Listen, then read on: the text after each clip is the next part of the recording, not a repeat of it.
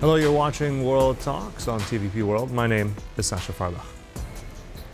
U.S. President Donald Trump has directed his special envoy Steve Witkoff to meet with Russian President Vladimir Putin, as momentum could be building in efforts to negotiate an end to the war in Ukraine.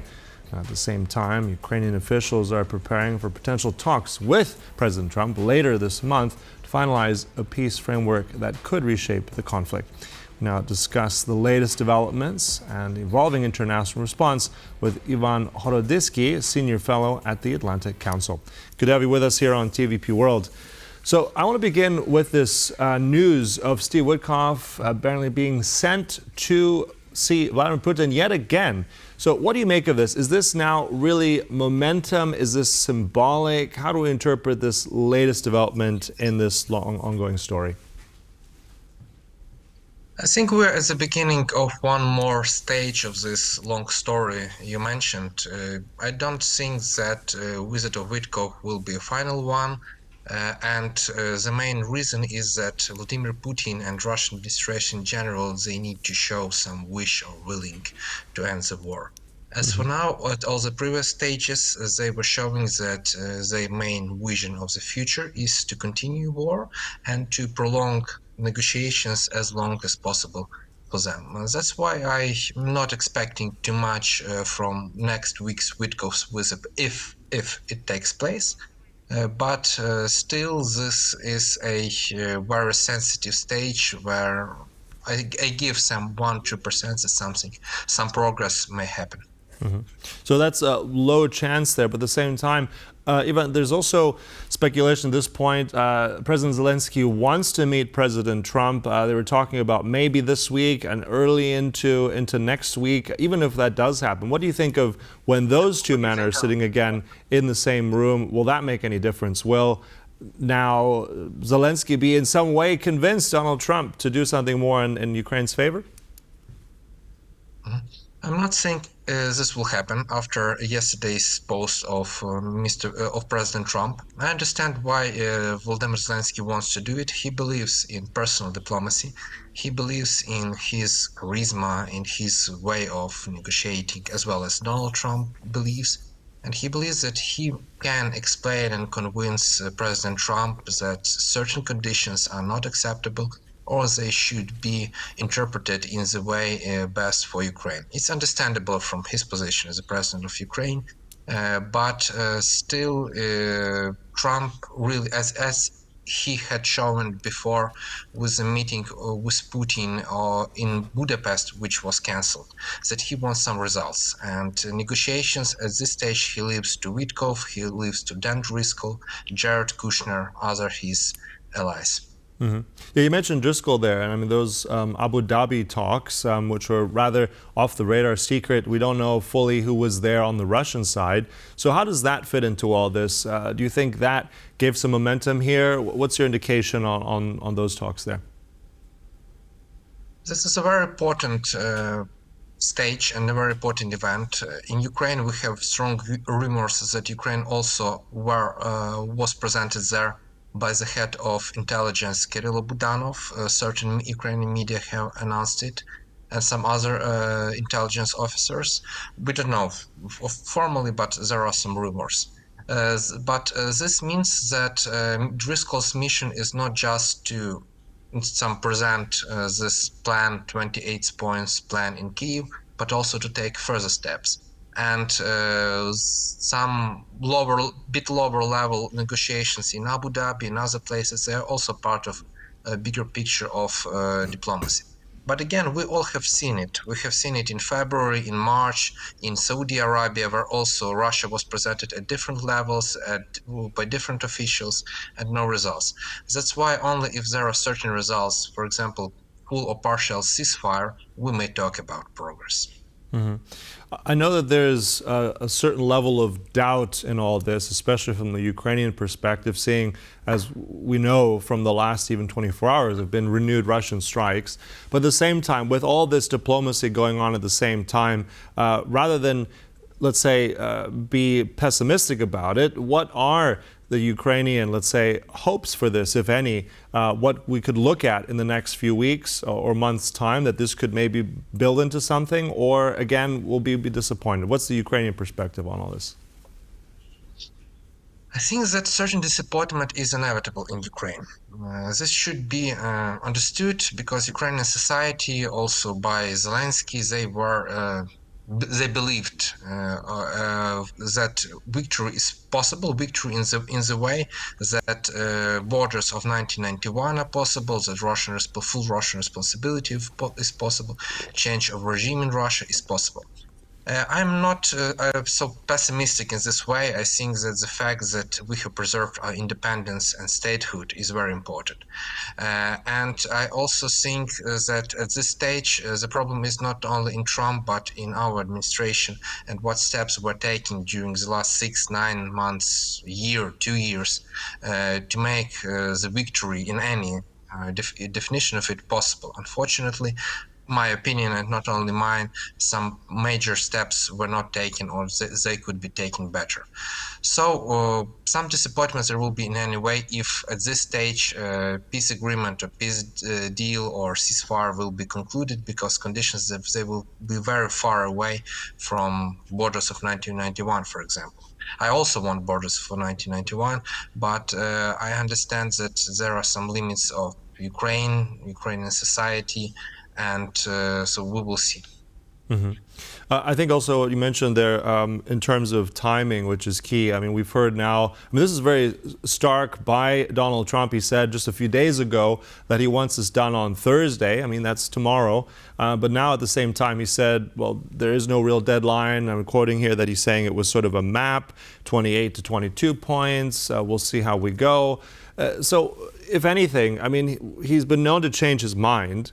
But what does this do in terms of, let's say, credibility, or let's say even willingness to him setting deadlines? How does that impact the shifting time frame? How does that impact all these negotiations and expectations? I think that I have not read his book Art of a Deal, but I believe these are some hints and tactics which are described in this book to set deadlines now, or only to give some impetus to negotiations, then to postpone them, and so on. So he wants some result. I really believe that he wants ending this war. He wants peace. But the problem is that his vision of peace and end of the war may not be fully with the Ukrainian vision. It's not fully in line. That's why he will also set another deadlines. He will postpone them. He will send another missions, and so on. Right now, his main card he's playing is personal meeting with him. So he's playing it with Zelensky, he's playing it with Putin. So only when you are ready to sign something, at least ceasefire, I will meet with you. If not, I'm not meeting with you till then.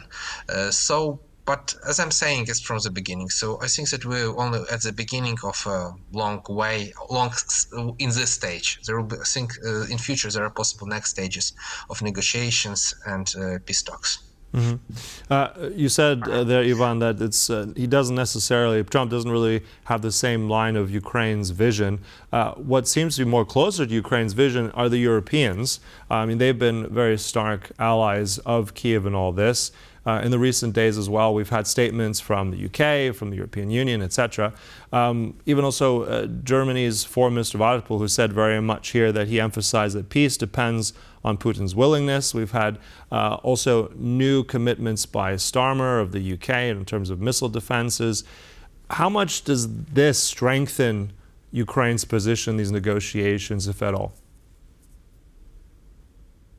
It's a very hard and complicated question. It depends on the evaluation how our European allies in the European Union, in the United Kingdom, to what extent and levels they are helping us. So the main logic of their support, not from all countries. I mean, Poland, Baltic states, Scandinavian states, they're supporting a lot of us. But when we are talking about Brussels, about Berlin, about London, about Paris, there is a logic, we will support you as long as it takes. But come on, guys, it's not a football match. You are not a football fans, and we are not Ukrainians are not football players.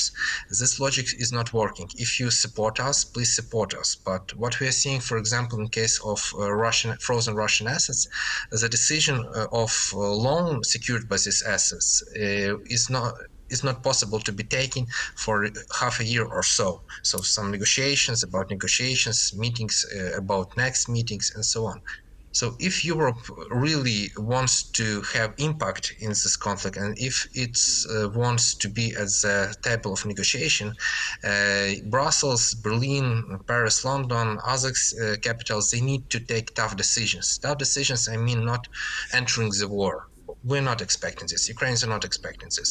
But at least, for example, confiscation of some workers, Russian assets, some real military support for sending weapons, as German can, but it denies sending long-range missiles, many other steps. European Union is doing a lot, but not enough to really support Ukraine's position. So it's also need to be understood. Right. I mean, it's a complex one, as you mentioned. I want to hone in a little bit more on the topic. You mentioned Brussels, and I want to ask you also in terms of that was one of the things that's been floating around in these conditions of this peace proposal, which was about this fund set up, or rather this mechanism that will be led by the United States and Russia to then administer parts of those Russian frozen assets in Ukraine, with the Americans actually getting all the profits. So, I mean, in your mind, what's Ukraine's opinion on this? As you said, I mean, this is going to be something that sticks out, which may, ruffle some feathers. Yeah, it's a very cynical position and a very cynical condition. Another one is amnesty for war crimes, and this one is the second one. So Ukraine has lost a lot of people, a lot of assets. Ukraine lost a lot of property. Even in my city, Lviv, which is 60 kilometers from the European Union, there were big shellings and big losses.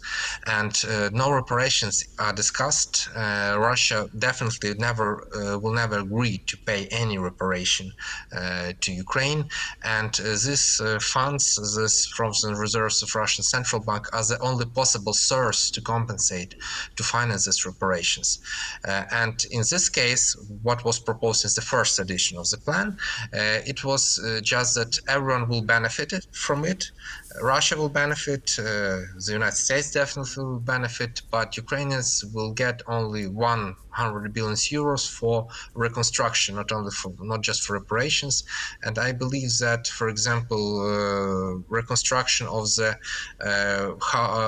multi-storage house in Chernobyl, which was destroyed and with many killings last week, won't be a priority. So they definitely will want to build some profitable enterprises, some profitable factories, etc. And from this point of view, from the moral side, definitely something needs to be changed. And European Union, at least at this stage, it has keys to the assets. It can take some decisions to secure that these assets are used to benefit Ukraine, not the third parties. We don't know what is currently in next second edition of this plan, but I want to believe that at least at this level, justice will be preserved for Ukraine and Ukrainians. All right. So Ukraine has said that it's reached a shared understanding with the United States on a lot of these key elements. We'll see if that continues. I'm sure it will be developing story. Look, we'll close it there. Ivan Horodyskyy, thank you so much for your insights this morning. Appreciate it. Thank you. And thank you for watching. That concludes World Talks, but stay tuned. There's much more coming up right here on TVP World. Goodbye.